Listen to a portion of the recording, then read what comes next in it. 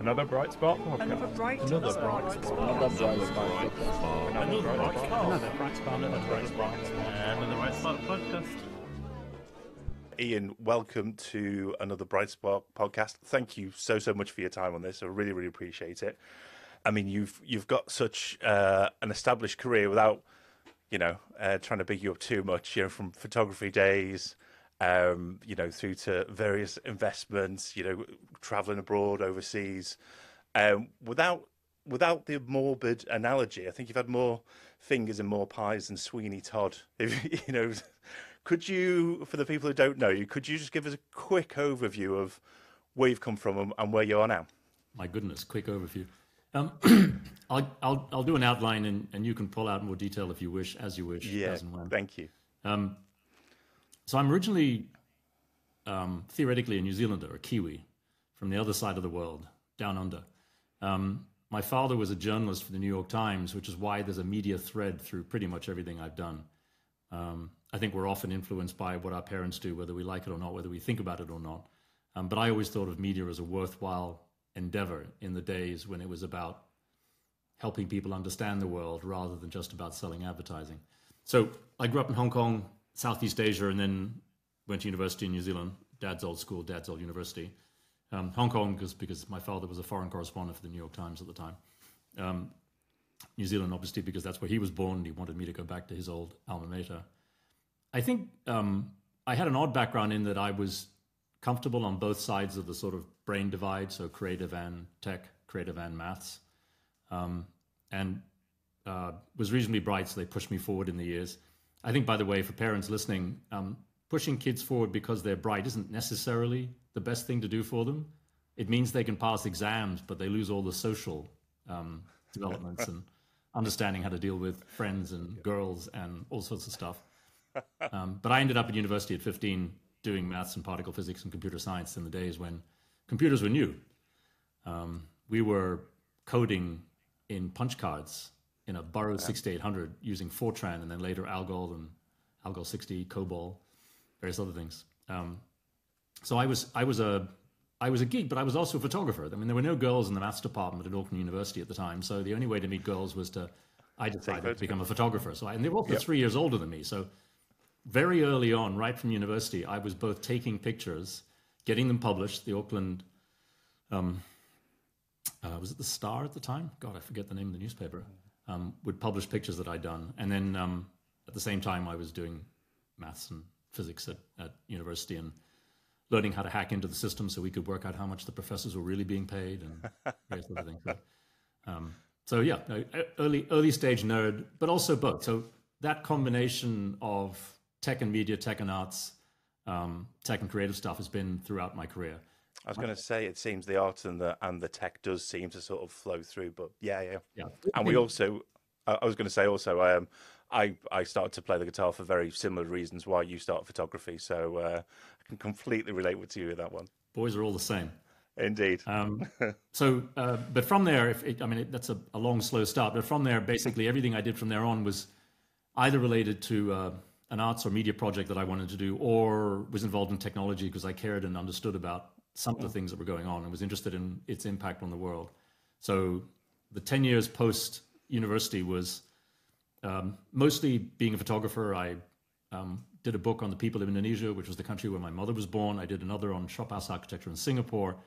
I then ended up heading off to Paris to work for the Aga Khan and Time Life and various other magazines. And that paid bills for 10 years, and it was great. The only trouble with that is I found myself spending more and more time just taking pictures and less time thinking about how the world worked or making any big changes. I also realized at that time that you made more money if you owned the magazine than if you worked for it. So I think it was in Paris I first bumped into some kids who just come out of INSEAD, very early MBA school at the time. There weren't many in the world in the 1980s. And I was excited by what they said they'd learned about their approach to life. And I thought that was the right thing for me because it would allow me to take a left turn, get back into a world where I was using stuff. I suppose if you're watching the world for so long, you can see sort of faults in it and how you wish it would be and sort of to make changes, I suppose. I suppose that's true. I mean, I was doing, as part of the work I did for His Highness the Aga Khan in Paris and also some of the other corporate work I had in Paris, I was photographing CEOs for annual reports, and I would sit in on meetings and listen to people talking while I would take their portraits in sort of casual mode as they were having these meetings, and thought I could contribute to this conversation better than the fellow I'm photographing. And I think that's part of what pushed me into going to business school. Absolutely. Coming out of business school, and I'll make this fast, coming out of business school, I ended up being hired by the Pearson Group in the UK, so Addison Wesley, Penguin Publishing, Financial Times, Economist, but also B-Sky B Broadcasting and various other entities. And that was tremendous fun, because I got to spend 4 years running the Pearson Media Development Fund, which is their internal corporate venturing fund, sitting down at Lazard, which meant I was practicing on their money. I was investing in that overlap between technology and media. So the technology had caught up with me. I'd learned business and finance at business school, and I was allowed to invest Pearson's money into essentially an insurance policy for their businesses. So what would pose a threat to or provide opportunities for Penguin Books or Addison Wesley or B-Sky B. And that was just tremendous fun for 4 or 5 years. And then great opportunity as well. And during that period, friends of mine were trying to build a magazine in Holland called Language Technology. Language Technology became Electric Word. Electric Word we shut down, moved across to San Francisco, and that launched as WiReD. When they came to me, they were friends asking for guidance. By the time we got to San Francisco, I'd realized I'd offered the magazine to Pearson, and they turned it down because it was just a magazine. And by the way, that was the story of the first couple of years of WiReD, first before it actually launched. We could not get anybody to fund it. We were doing, Louis Rossetto was the founder, the editor. It was his idea, it was his baby. I just tagged along and tried to help. Louis understood technology in a way that many people didn't. He understood how to make it approachable, understandable, and he thought about impact much more than he thought about the tech itself. He'd get past the technical stuff really quickly and talk about how it might affect your life, your world, and the world we lived in. Language Technology talked about machine translation, Electric Word added desktop publishing, and then we realized with what was going on at the NCSA in Chicago and elsewhere that this whole bundle of new technologies that was coming along was seriously going to have a major impact on the world. Now, that sounds obvious now. It absolutely wasn't to anybody else at the time. I was going to say, it was 93, I think, when... January 93 is when we launched, and when also Mosaic was launched as well, the first web browser. So, I mean, at that point in time, I mean, most people hadn't heard the word internet. No one had any concept of how it would impact us. So what were those initial conversations like? I mean, there must have been some... It must have sounded alien back then. How did that go? I guess the best way to say it is it took 2 years to get funding to get issue number 1, and we could barely pay for issue number 1. Right. First of all, our problem was we weren't a technology magazine and we weren't a consumer magazine. We were a magazine talking about technology and how it would impact consumers, and no one would buy that. And at the same time, we would meet early stage venture capitalists who would be interested if we were going to try and build some of the technology we were talking about, but all we wanted to do was write about it at that point in time to explain what was going on. And so it was a tough sell. And as we would, in the first days of, when we finally got the magazine out, we launched with money from friends and family, essentially, including, by the way, Nicholas Negroponte from the director of the Media Lab at the time, who I'd known for a number of years in my work at Pearson. And he took money out of his own pocket to do this, which is great.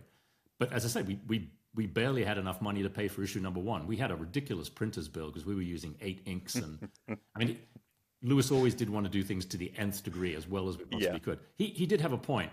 If you've got something that's brand new coming out, you want as many different ways for people to talk about it as possible. Stand out, and 100%. So great advertising, great paper, great inks, all that stuff made it a story for different communities. And I think that was what launched it and got a lot of people talking about it, the buzz at the time. And it was tremendous fun. But we still had great trouble getting funding for it all through that first year. Yeah. What do you think was obviously you talked about the struggles to get up and running. What do you think was the continued success? Why did people gravitate it? Was it something in the air? Was it that the new technology was coming? Were people getting excited about what you had to say?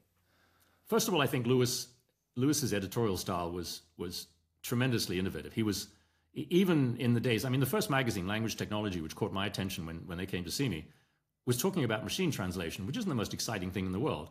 And yet the magazine was tremendously fun to read, interesting. He brought in and wove threads of humanity into the technology, which made it compelling. And I think WiReD has always done that. WiReD has always been that magazine that helps you understand not just what the world is like now, but what it might be. It's that what it might be stuff, I think, which attracts people. The potential that people can daydream about and fantasize about, I suppose. Yeah. Fantastic. And then, so WiReD, I mean, we made mistakes in terms of the business itself. The magazine itself did super well. We then finally launched our digital products, HotWired, Suck.com, WebMonkey, and the various other tools we developed. And they became part of the digital side of the magazine. When we eventually, 3 or 4 years later, WiReD ended up selling it in different bits. At that time, the appreciation of the digital stuff, even late 90s, wasn't as clear as it might be. Our original investors, the people that I helped bring in as investors at the beginning, Condé Nast for the magazine, they bought the magazine off us, but weren't at the time interested in buying the digital bits. We sold the digital bits for more money the following year to, I think it was Lycos at the time. Lycos, this is end of 99, so it was getting late, and we felt it was getting late. Lycos then sold itself to Terra, the Spanish telco, and suddenly we were liquid towards the end of 99, which was just before the crash in end of March, beginning of April 2000. So we were able to sell, which is great. So it ended up being okay. As I said, it should have been much more. There was enough power and understanding and drive and clever people inside the company to have done more. And if we'd not had a problem with our IPO, I think WiReD could have been a bigger organization than it ended up being. But it found a happy home. We're very happy that Condé Nast took it. They believed in us from the beginning. They were our first external investor in 93, and then eventually bought the magazine from us in 98, and it was a happy home. And eventually later, by the way, we helped them buy back the digital bits from Terra, who ended up struggling with it later. And so the digital and the electronic bits ended back up in the same house. And I think that was a good result. So I wanted to start off actually I know we got a little bit more to talk to. We're only not even halfway. But just to loop back to sort of photography, obviously it's your first passion. It's still something that you keep a hand in now. And just like online publications, it's changed dramatically from darkrooms and films. How much has it changed for you as an art form? Is it for the better, for the worse? And what keeps bringing you back to it? I wish I knew that. I need to talk to a psychiatrist about the last bit. I think image making is a compulsion after a while. My father was a journalist, as I said, so I grew up with some of the world's greatest photographers, photojournalists at least, coming through the house for dinner from time to time in Hong Kong. And I was captivated by what they were able to do with a single image. The idea of being able to communicate a complex story with one image has always been something that I've enjoyed. My early work was all really editorial photojournalism. I did a little bit of corporate work because it paid better. You got paid $150 to $300 a day to do editorial work and $5,000 a day to do corporate. So why wouldn't you do corporate? It was mind-numbing, but it paid bills. Pay for the film. Yeah. I think so. Today, I came back to photography actually because of some of the digital. The cameras got to the point where they were as good as my old film cameras, which I still have, or most of them. Some were stolen. The digital darkrooms like Photoshop and now Capture One make it feel like I'm doing some of the same dodging and burning that I used to do in the darkroom. Yeah. And so that gave me the tools with which to return to it without having to create a darkroom or work with film again. And also the fact that every photo is marginally cost-free at the moment. You don't pay for developing and printing all the time, so you can experiment and try things without the worry about the expense of film and processing and then printing and everything else. All of that makes it interesting again. So I think some of the digital technology has reawakened an interest, certainly in me and others, which had gone away for a while. That's great. The AI stuff, that makes it more complicated. I think I'd like photos to be labeled photos. I'd like images to be labeled when they're AI versus non-AI. It's not that I'm against the use of tools in general, but I want to know what I'm believing. That notion about a photo being worth 1,000 words was only true when the photo was real. Yeah, absolutely. Now the images, I mean, even I don't use Photoshop anymore because I found the ability to manipulate the image, like change the shape of someone's face, was too tempting. I didn't like that level of impact on the Extra image. control. Yeah. It was too much. And AI takes it a step or two further. At the moment, we can mostly tell the difference, but they're going to get to the stage where we can't tell, and that's going to be challenging. National Geographic has started demanding that photographers provide raw images in raw data form to prove that they're not doctored, and then they let their own in-house people do it. That may be something that happens. I think somewhere along the line, we're going to have to create boundaries if what we're after is something which tells a story which is worth believing in.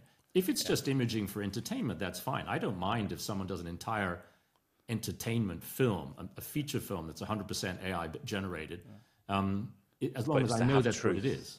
Yeah, if it needs to have truth to it, then it has to be true. Yeah, I come from the journalistic side of photography. I come from the storytelling, help the world understand the world side. And that stuff, if it's going to be augmented by any form of technology, I'd like to know so I know what's been adjusted.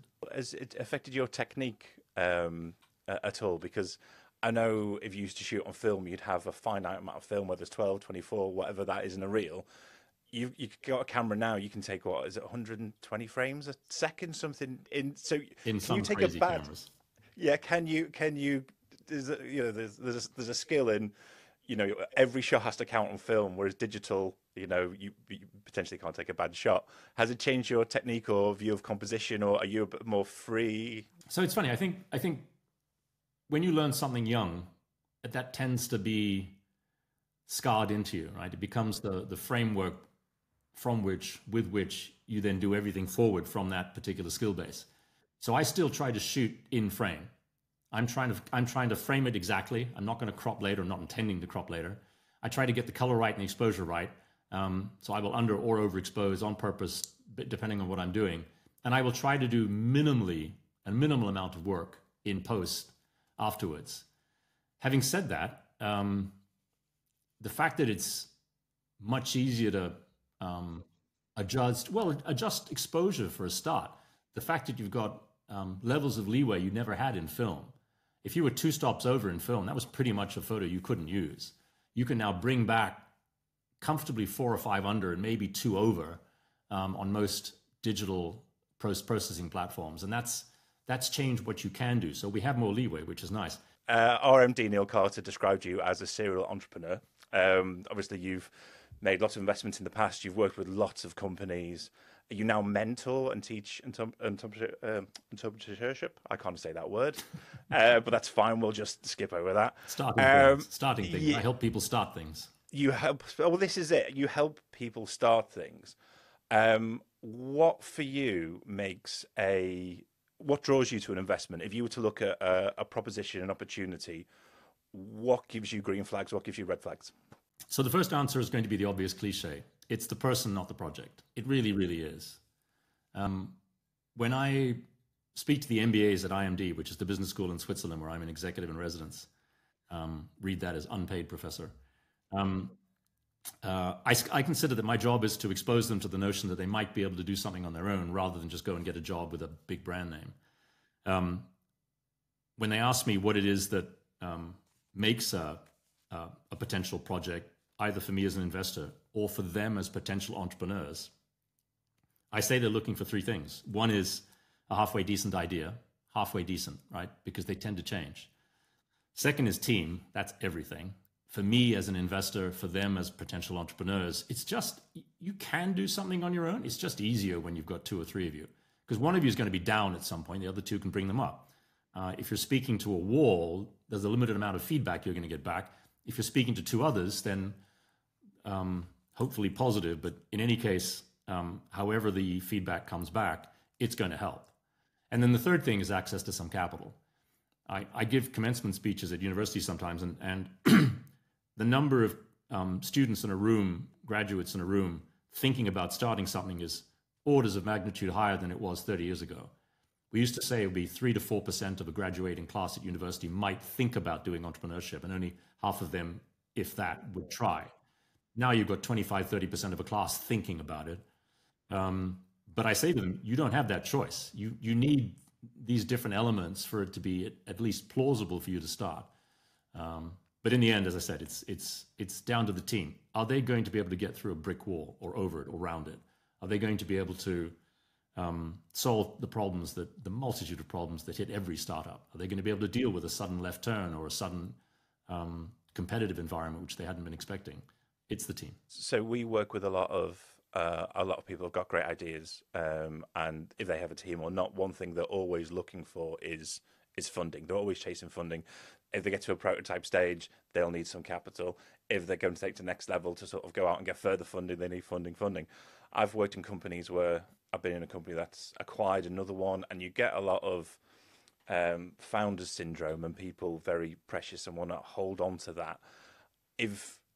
What advice would you give to someone who has a great idea, maybe a little bit nervous about someone coming in and investing their money that might change things? Is there much friction there? Is there a case of get over it? There's going to be, what would you say to them? I think the first thing I say is remember that money always comes with a voice. So if you're going to take money from someone, be sure that someone is someone you want in your ear on a regular basis. Make sure it's someone you're willing to talk to.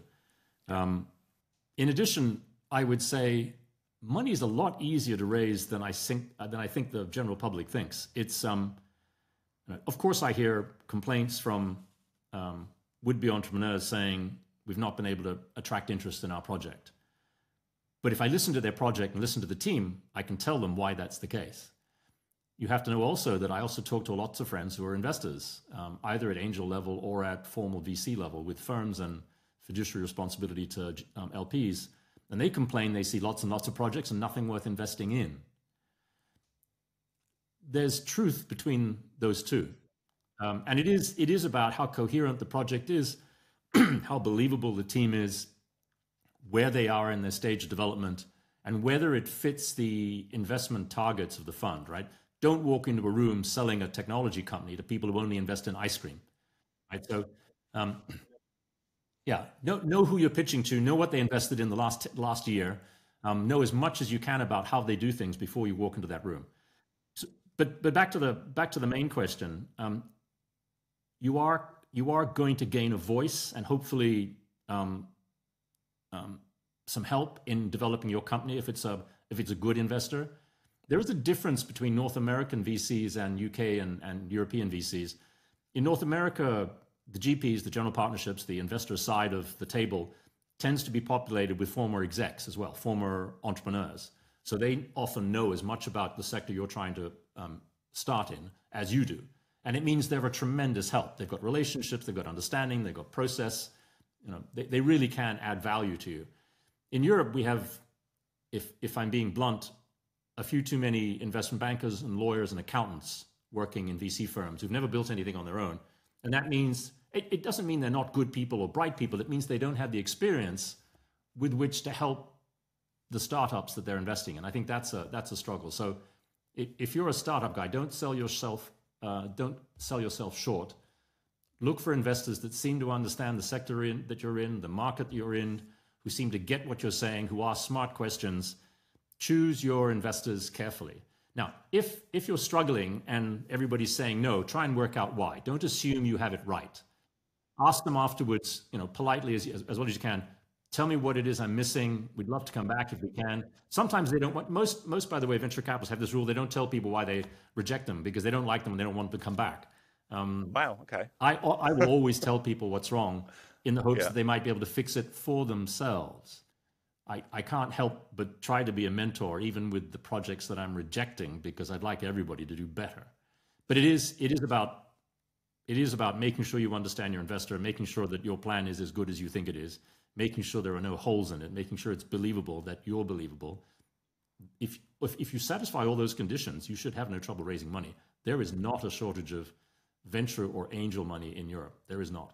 So essentially, if you're starting off, get to know yourself, get to know the product, and be careful who you're investing with, basically. I think so. I think there's and I was thinking it's a matchmaking project, but it's not a matchmaking project you let someone else do. You have to do it yourself. None of us respect teams that have engaged someone else to write their business plan for them or to make the engagement. If you can't do that on your own, then that's a red flag already. Yeah, but it's not as hard as you think. The hard bit is get a business plan outline that's really, really comprehensive and fill in every bit, not just the bits you like, but the bits that every single bit of that. If you fill that out properly, if you do the homework, if you think about all the things that you're not very good at, then you've got a better chance of presenting to professional investors who see 2,000 businesses a year. I mean, I saw 2,000 business plans a year. I'd bother to see maybe 100, and then we'd invest in maybe 5 to 10 out of the 100. So going back to not as far back as the WiReD days, but sort of after the bubble burst and we started to build the world sort of back up online. I mean, you've been involved in lots of different websites, BBC News Online, obviously was up my street. You've been involved in these projects very, very early on. You've seen sort of websites develop in the early days. Are they at a stage now where you thought they were going to be? Have they veered off in a different direction? I'm not trying to portray you as a fortune teller. You've just been involved in a lot of projects, and it's been very exciting. But is the online world where you saw it now? Is it different? How has that shaped up? It's a good question. It's not an easy question to answer. The first thing I'd say is that a lot of the things that we talked about in the late 90s have happened. Some of them took longer than we thought, and some of them happened a lot quicker than we thought. So timing, not easy. There's also been a series of things which were hard to predict. I'm currently helping a museum in the US, trying to help them understand what the future of museums might be like. And with the number of different technologies that are around at the moment, it is genuinely super hard to predict what the interaction is going to be like between the average member of the public and a work of art in 10 years' time, never mind 25 years' time. And to illustrate that, I tend to tell people or ask people to look back, those of us who are old enough, to think about what was life before the mobile phone and after the mobile phone. When I left Australia to travel around the world, my parents didn't hear from me for 18 months. They had no idea where I was or if I was alive. I would occasionally send physical letters. Yeah, or postcards. Or postcards. And every now and then, I would book a ridiculously expensive phone call, which would cost me $30, which was 2 weeks' rent, that I could get for 3 minutes down at the post office in some country. I mean, the world is just extraordinarily different. Never mind all the things you can do on your phone now. So I think it's hard to predict. I think some of the things have come true, which are obvious. Some of the things that happened were less obvious. And I think that's part of what makes it exciting. And right now, I'm not the first person to say this, but we have so many things in development and accelerating at the moment. Again, you look back to periods like this. The last period that I can think of that's like this, turn of the 19th and 20th century, right? So we went from horse-drawn carriages and candles, right? Horse-drawn carriages and candles, to electricity in the home, the telephone, cars, and eventually planes in a 30-year period. That's what's happening now with AI, 3D printing, automation, and the various other things that are going on. It is a very interesting time. On that note then, what excites you about the future, and do you have any fears for the future in regards to technology? I'm not afraid of smart technology. I'm afraid of dumb humans. I think misuse of tools has always been an issue for mankind, right? Misuse isn't even the right word. Clever but inappropriate use of tools has always been a struggle for mankind. And yet I remain optimistic, but that's survivor syndrome, right? If you look in the past, we've survived all these silly things that went on. The invention of the atom bomb, the invention of various ways to do all sorts of things. That doesn't mean we're going to continue to survive, but I'm generally optimistic because I think that society in general has proven to be resilient, adaptable, and clever. I think people are extraordinary. I think that we shouldn't be afraid of brilliant, if strange people because they take us forward, and that's a good thing. I think about the world as I tell my daughters, I wish I was 30 again. The MBA students that I mentor, I wish I was 30 again because it's so much. There's so many things going on. The world is going to transform dramatically even more so, and at a pace faster than it has done since the mobile phone or since the arrival of electricity. It is a tremendous time. The turn of the 19th and 20th century, the world got smaller because of what's going on, or what was going on at the time. It's possible that our solar system or the universe gets smaller over the next 30 years. I mean, that may be a push, but it's that direction, right? We're being able to do things that we thought were unthinkable 10 years ago, and that's really quite fun. Yeah, you make it sound really exciting, I have to say. It is. It genuinely is. Yeah, I wish I was younger, not just because I could play better volleyball, but because there are so many things I would do. I'm not sure. I know that I don't have the energy now to start companies again, although I am helping people start companies. It's what I spend most of my time doing. It's not just because maybe it'll make money one day. And in fact, that's never been a reason for me to invest in a company. It's always been, is this project fun? Do I like this group of people? Am I happy to spend time with them over the next couple of years until 4 o'clock in the morning on a Saturday night trying to get something out the door? If the answer is yes to that question, then I might get involved. So. Ian, I think that's a really good spot to end it. Thank you so much for your time. I've really enjoyed talking to you and listening to you. You've been a great guest. Thank you so much. My pleasure, Neil. Thank you for having me on. It's a delight to be able to encourage people anywhere to do things they don't think they can do.